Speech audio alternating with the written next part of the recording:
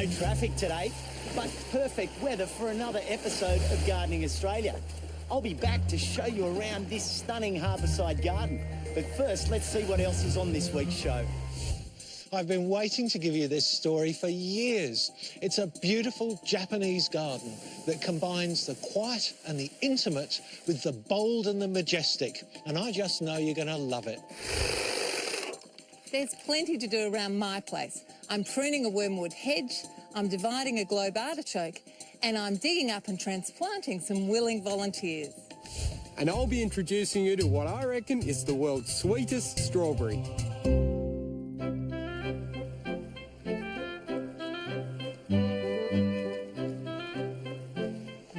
I met Sancha Dixon 12 months ago when she tracked me down to come along to her garden club and speak with all her other gardening buddies. And it was a real hoot. But I'm really excited to be back here again to show you her garden. Perched here on the edge of Sydney Harbour, a steep sloping block. But look at this view, it's spectacular. More importantly, there's all sorts of subtropical plant combinations here that you can really get into. Oh, look at this. We moved here 40 years ago, and when we arrived, it had the most beautiful view I've ever seen, but the house itself was very well built, but ugly as hell. And the garden was so terrible, so we pulled everything apart. Did you have any garden design ideas to get started with? I wanted the typical English garden. I wanted camellias, gardenias, azaleas, and lots of roses. And I spent more money on sprays and anything that I could find to keep them alive and healthy. Try as she might, Sancha found she was always battling the conditions to grow a formal English garden. So she sought advice from local designers who convinced her to try plants that suited the coastal subtropical climate. It was absolutely wonderful just to realise that if you do go with what your land wants, it rewards you. You get so much more. And whilst I love going into other people's English gardens, it's not for me anymore. The switch to plants that suit the subtropical climate has worked a treat. The garden is now thriving with a diverse collection of lush foliage and flowers. This is a great example of not being afraid of terraces and sloping sites, because, I mean, you have a lot of retaining wall, but you only see barely a small percentage of it now. Well, that's right, and I intend ultimately to have it all covered. And I love mixing things. I don't like just having all one thing, which is why you see the pig's face with the convolvulus. And I do love convolvulus. It's old-fashioned, but it's lovely. I like your little crassula border here. It can take that little bit of wind and the salt, but then wrapping around that like a scarf, you've got this star jasmine. Yep, and I don't know how it survives, because I wouldn't have thought star jasmine would eat salt, but it obviously does and quite enjoys it. Seems to love it. It does. What a great feature plant you've got here, the Bismarck palm. I'm glad you love it. I love it too. The garden has to have a lot of different shapes and a different lot of colours, and this is just a colour all its own. Yeah, how would you describe it? It's Bismarck blue.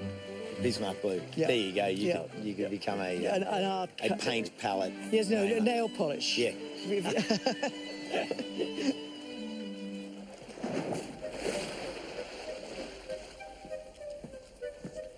You can feel the change here, like we've moved from that really exposed area into quite a little haven, a real microclimate. It is. The lily pilly had to have its top cut out, but it let so much light in that it opened up this opportunity to have all these hanging baskets. I love the Rhipsalis, the fact it gives a cool feeling. It's like a waterfall. But the orchids also seem to like being strapped to the trees. And, of course, the old man's beard. Just for me. Yeah, just for you. But I don't know that it really likes as much salt as it gets here. But it's okay. I would like to think this is the way nature would do it if it had the chance. That's why I don't have lines anywhere. I just want it to look as if, the birds dropped the seeds and it started of its own accord. What have been some of the most useful plants you've used over the time? I think probably the gingers. They fill a good space. The only problem with them is you have to cut the roots out every now and again with them. But I love my bromeliads, as you know, and they also breed madly. So you've got lots to give away or to reuse, putting on trees or whatever you want. They're just fabulous. And I love my Jeffrey, which is the cycad over here. What's the story behind Jeffrey? Well, Jeffrey was given to me by a very dear friend whose husband died, and he gave it to her, and he was an old friend of mine. So he's Jeffrey, and he's done so well since he moved here from Wallara. I like the way that you personalise the plants. I mean, they really are part of your family. Oh, they are. They're my friends. And the ones that don't like me tell me immediately by... And, you know, the others, you know, just blossom. I mean, Jeffrey liked me, and look at him. He's doing well.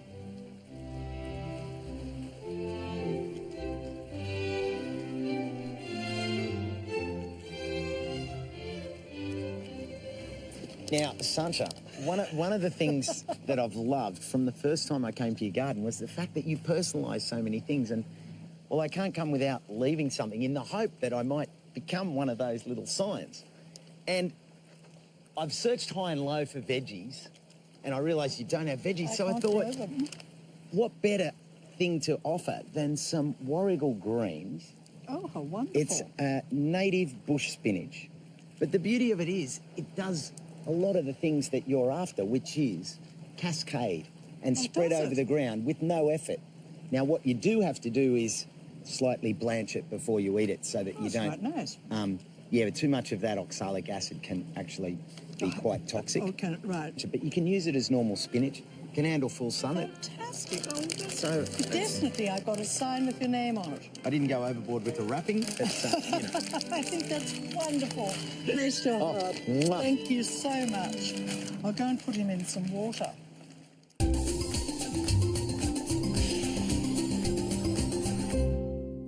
What trees won't drop leaves over my garden? That's a question that many gardeners ask. Interestingly, all trees drop their leaves over the year. Deciduous trees drop their leaves in one heap in autumn, whereas evergreen trees, like natives, often shed their leaves over the whole 12 months of the year. So instead of sweeping up the leaves just at one time of year, you'll be sweeping them up all year round. How often should you fertilise your lawn? Well, feed it when it needs it, but as a rule of thumb, I fertilise twice a year. One in early spring as the ground warms up and growth is increased, and again in early autumn to help your lawn recover from the summer and grow into the cold. A lazy mate of mine asked me, do you really need to deadhead ornamental plants? In other words, chop off the spent flowers. Well, the impact of not deadheading will differ depending on the species, but as a general rule, if you want your plants to be tidier, bushier, and flower more strongly, then yes, deadhead. This is a globe artichoke, and while I love to eat the unopened flower buds, I don't always get around to harvesting them. So if I don't, I simply let them flower and enjoy the beautiful purple thistle-like flowers. Even as the flowers dry, I have a bit of fun with a can of red spray paint. And when the flowers finally fall apart, I cut the stalks right down to ground level and the plant will reshoot. This clump's only been in the ground for a couple of years, so doesn't need any attention. But that's not the case over here. I cut these old flower spikes back about a month ago, and you can see that this old artichoke has started to reshoot already. This clump's been in the ground for about 5 years, and it's starting to lose its puff. So my first autumn job for today is to dig it up, divide it, and replant.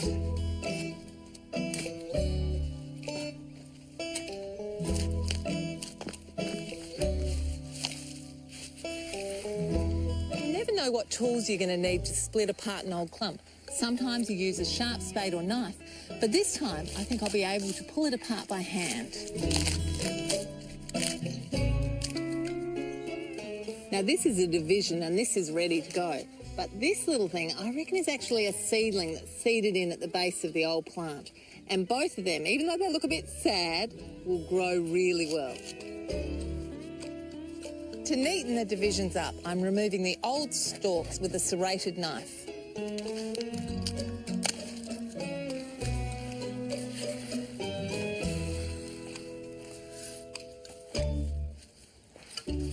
Artichokes like a sunny position and well-drained soil.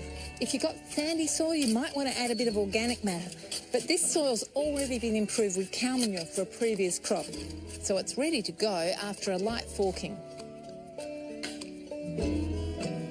Space your artichokes about 1 metre apart. You don't have to be fussy about planting, just bung them in.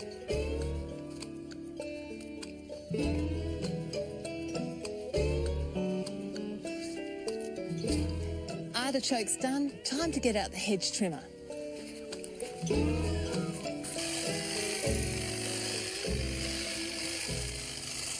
I use wormwood hedges extensively throughout my garden as a windbreak.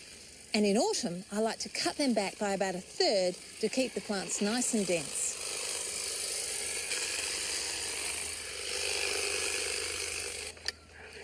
Pruning wormwood in autumn means the plants have a chance to recover before growth slows in winter. I've recently pruned the hedge around the veggie patch and it's coming back and looking good already.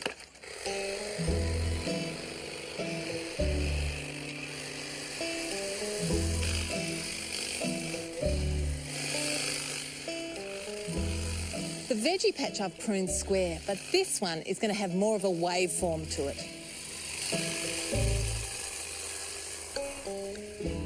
Some people put the prunings into their wardrobes to discourage moths, but I use them in the chook nesting boxes to help deter mites.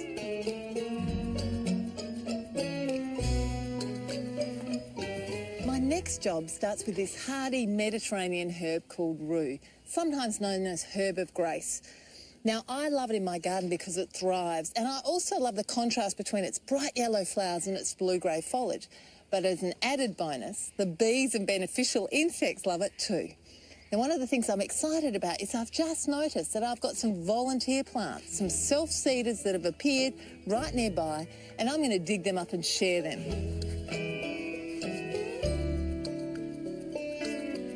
I'm digging up a good clod of earth to minimise root damage and simply potting them up. I'm watering them in with a seaweed-based plant tonic to reduce transplant shock.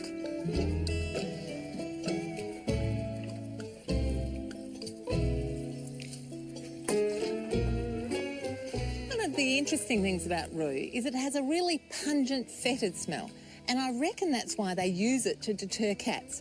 So I might even give these to friends who have a cat problem. So there you go. In just a couple of hours, I feel like I've really achieved something. Why don't you get that feeling too?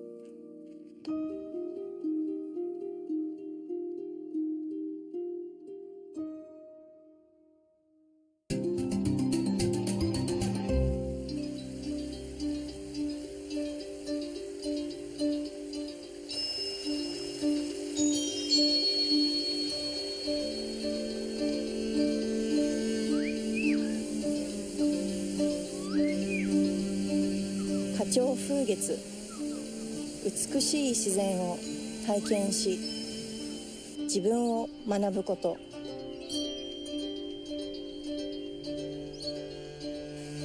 There's something very special about a Japanese garden, and this amazing place feels as though it could be in Kyoto, but it's actually part of the University of Southern Queensland in Toowoomba. Well, it's the largest Japanese garden in Australia. It's actually over 4 hectares. It's the largest stroll garden in the Southern Hemisphere, and the whole lake area is about a 1/4 acre of water. Russell Campbell is a horticulturist, garden designer, and one of the creative minds behind this landmark place. This is in the Edo period when they started creating the noblemen in Japan. They started gathering great wealth. And rather than just having little viewing gardens where they sat on the veranda and looked into the garden, they decided to make a garden larger where they could walk into it, experience the elements in the garden. When it comes to design, there's so much more than meets the eye in a Japanese garden. Now, Jerry, please watch your step as you're walking up here. As you can see, these stepping stones have been laid very unevenly. They're a tripping hazard. The idea is you need to look where you're walking at all times, but if you look up, you can't see out because of the enormous hedge here, which is above your eye height. Then you reach the summer pavilion here, and the garden opens up in front of you. Oh, wow.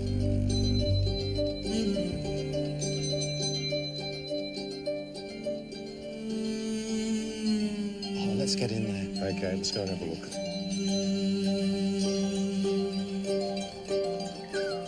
We're just going to leave the summer pavilion now. Here being the real world, Mystical Islands.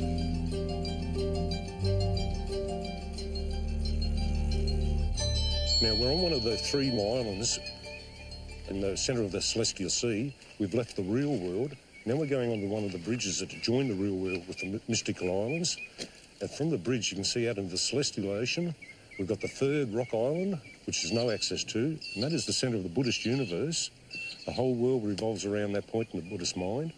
We even have features like male rock and a female rock, and you see the king of bonsai, the black pine there, shaped meticulously. This whole landscape is imbued with symbolism, isn't it? Oh, there's a lot of symbolism. It comes from the 16th century, a lot of religious aspects. It all embodies to make a beautiful garden.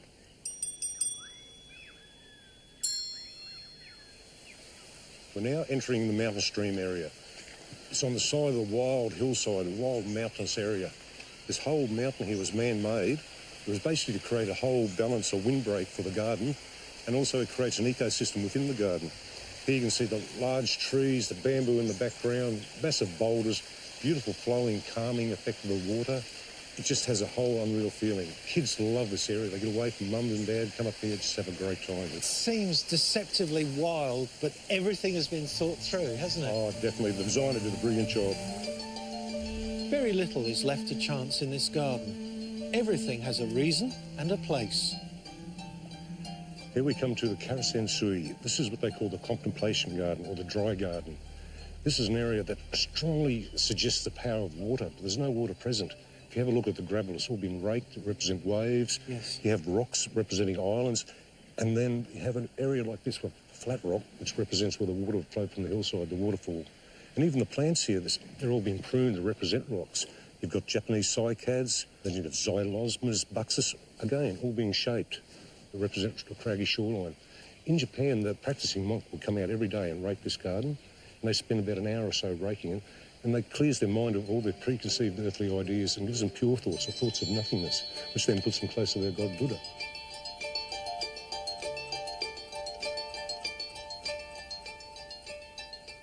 I love listening to the sound of the decomposed ground as you walk on it. It's a lovely scrunch. It has a soothing, calming effect. The same as the strong water and the soft water, all creates different emotions. When you come to areas like the bamboo grove, you hear a different sound here with a clunk, clunk. It's an unnatural sound of Australia. Feel the bamboo, the texture of it. It's beautiful. This garden has certainly been created on a grand scale, but there are also ways to capture some of its wow factor and apply it to an average backyard. I'd suggest having something very simple, maybe a rock arrangement, maybe a small water feature, but for a home garden, if it was a courtyard garden, they could just have some gravel, maybe a rock placement, and even one plant would be enough to fulfil the idea of a Japanese garden. What would be your favourite plants? Oh, for me, in a small scale yard, backyard type thing, Gracilis bamboo, non-invasive, beautiful, creates a theme. Oh, I love maples, Japanese maples, you can't go past that, and possibly camellias. Yeah, that'd be my top 3. So whether you add some simple design elements to your own backyard or enjoy the large-scale impact of this impressive place, it's easy to be inspired by the exquisite beauty of a Japanese garden.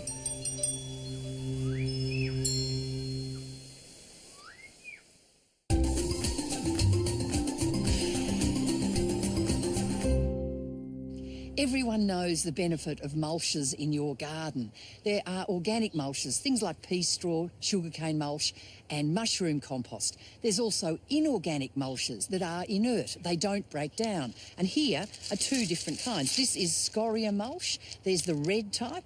And this is a really good-looking black scoria. Have a look at that.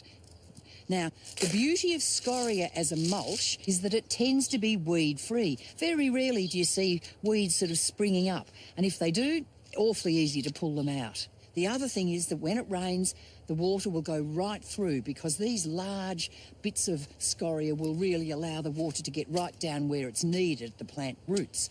The other beauty is that if you put it about 10 centimetres thick, 4 inches, that's quite deep, you'll find that instead of the soil caking and baking over summer, it remains nice and cool for the plant roots. People associate scoria with cacti and succulent gardens, but there are plenty of other uses. Have a look at it, especially if it's readily available in your area.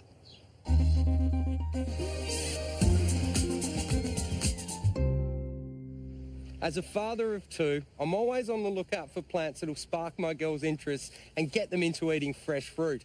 And nothing is as tempting as one of the world's sweetest fruit, the alpine strawberry. They're unnaturally sweet. They're as intense as little balls of sherbet. Interestingly, your alpine strawberry isn't your average strawberry that you get from the nursery. They're a different species. The plants you get are usually runner forming, whereas these are clump forming. They'll get to about 40 centimetres. And the tiny fruit they produce are ideal for those little fingers to pick them off. And if a fruit drops here and there, you don't have to worry. They produce viable seed. So next season, you'll have new plants. Like the more common strawberry varieties, the alpine strawberries need a deep, rich, acidic soil. This bed is jam-packed full of manures and compost. While they have a spread of 40 centimetres, I'm spacing them about 30 centimetres apart for dense foliage coverage. This way, the birds are less likely to spot them and eat them. Water in well and mulch with straw or pine needles. This will help to maintain the acidity of the soil.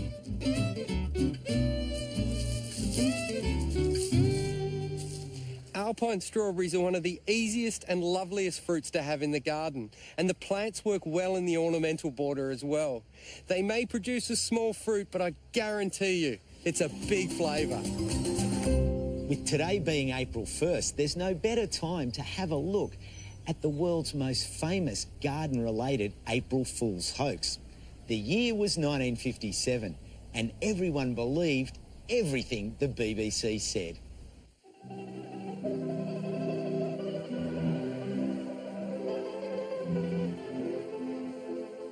It isn't only in Britain that spring this year has taken everyone by surprise. Here, in the Ticino, on the borders of Switzerland and Italy, the slopes overlooking Lake Lugano have already burst into flower, at least a fortnight earlier than usual. But what, you may ask, has the early and welcome arrival of bees and blossom to do with food? Well, it's simply that the past winter, one of the mildest in living memory, has had its effect in other ways as well. Most important of all, it's resulted in an exceptionally heavy spaghetti crop. The last 2 weeks of March are an anxious time for the spaghetti farmer. There's always the chance of a late frost, which, while not entirely ruining the crop, generally impairs the flavour and makes it difficult for him to obtain top prices in world markets. But now these dangers are over, and the spaghetti harvest goes forward. Spaghetti cultivation here in Switzerland is not, of course, carried out on anything like the tremendous scale of the Italian industry. Many of you, I'm sure, will have seen pictures of the vast spaghetti plantations in the Po Valley. For the Swiss, however, it tends to be more of a family affair. Another reason why this may be a bumper year lies in the virtual disappearance of the spaghetti weevil, the tiny creature whose depredations have caused much concern in the past. After picking, the spaghetti is laid out to dry in the warm alpine sun. Many people are often puzzled by the fact that spaghetti is produced at such uniform length. But this is the result of many years of patient endeavor by plant breeders who've succeeded in producing the perfect spaghetti. And now, the harvest is marked by a traditional meal. Toasts to the new crop are drunk in these poccolinos. And then the waiters enter, bearing the ceremonial dish. And it is, of course, spaghetti. Picked earlier in the day, dried in the sun, and so brought fresh from garden to table at the very peak of condition. For those who love this dish, there's nothing like real homegrown spaghetti. After the story aired, the BBC was bombarded with callers wanting to know how to grow spaghetti in their backyard. They were told to take a sprig and put it in a tin of tomato sauce and then hope for the best. Classic. Anyway, here's what's coming up on next week's show. Look at this place. It's massive. I meet a couple with the drive and nous to create a grand-scale, rambling country garden and find out how they've done it. Have a look at this beautiful archway that's been formed out of these two apple trees that have been trained in the old technique of espaliering. And I've got a few tips that'll hopefully mean you'll get the most out of your own espalier at home. And I'm looking forward to catching up with our new guest presenter, Indira Naidu. I'm really excited about sharing stories about people not only converting balconies like mine, but rooftops, terraces, verges, vertical walls, whatever space they have, they can...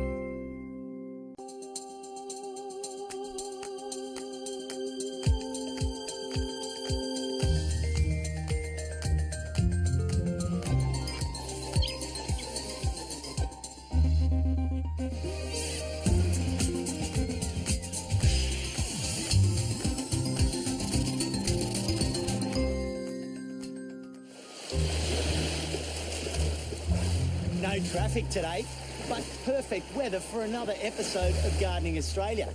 I'll be back to show you around this stunning harbourside garden. But first, let's see what else is on this week's show.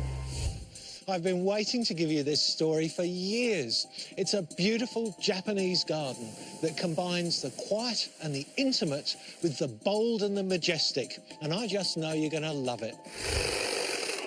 There's plenty to do around my place. I'm pruning a wormwood hedge, I'm dividing a globe artichoke, and I'm digging up and transplanting some willing volunteers. And I'll be introducing you to what I reckon is the world's sweetest strawberry.